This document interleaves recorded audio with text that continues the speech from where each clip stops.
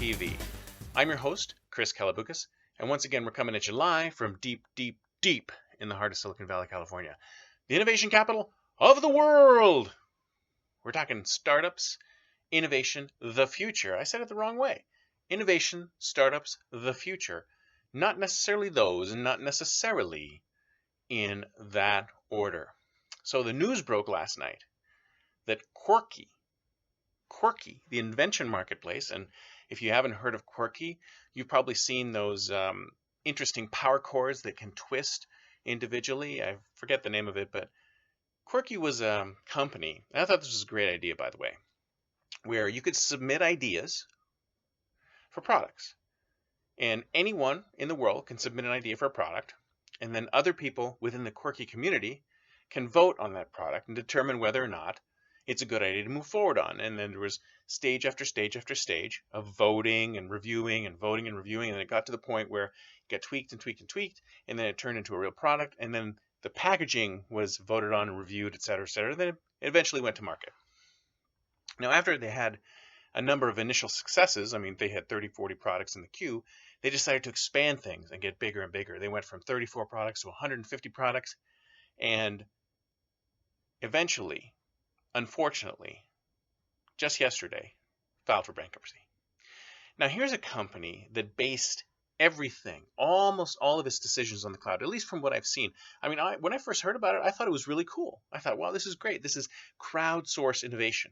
And this was launching around the time when we had crowd-o-mania, if you ask me, where everyone thought everything was going to be crowdsourced, crowd-generated, crowd this, crowd that. The crowd was always right. The crowd is always correct. Let's push stuff to the crowd so we don't have to do the work. We'll push stuff to the crowd. It's kind of like what the sharing economy kind of evolved into, because if you think about it, Uber is like, well, we're not providing cars. You're providing the car. The crowd is providing the car.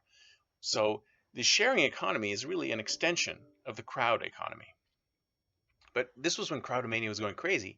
And my sense is that one of the reasons why they failed or they went bankrupt is that the crowd isn't always right. In fact, a lot of times the crowd is completely wrong.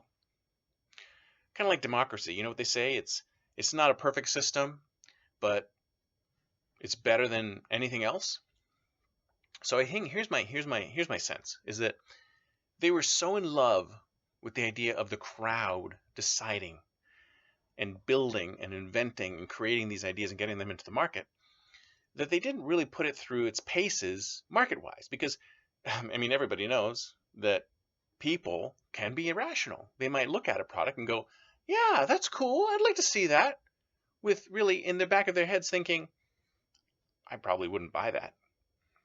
Because if you think about it, Quirky is a bit like Kickstarter. Now, the difference between Kickstarter and Quirky is that with Kickstarter, you buy the product. So you already have a vested interest in paying for this thing before it even goes out the door. You paid for it, in fact, before it's even built, right? So there's a built-in market in there. The demand is already determined by the number of people who will pony up money for this thing. And with Quirky, you can be inventing stuff that you may never buy. You can be inventing stuff that's just going to go out not into your own community, but into the real world. And the people in the real world may not want the same stuff you do. So that's one of the things that I have issues with the crowd, is that is the crowd like you? Does the crowd understand the market that you're putting this product into? I mean, I've seen Quirky products sitting in discount bins at my local retailer. Weird things like the spiral hot dog cutter. I mean, who the heck needs a spiral hot dog cutter? Or the broom. The broom groom. It's like a how do I describe this? It's a comb for your broom.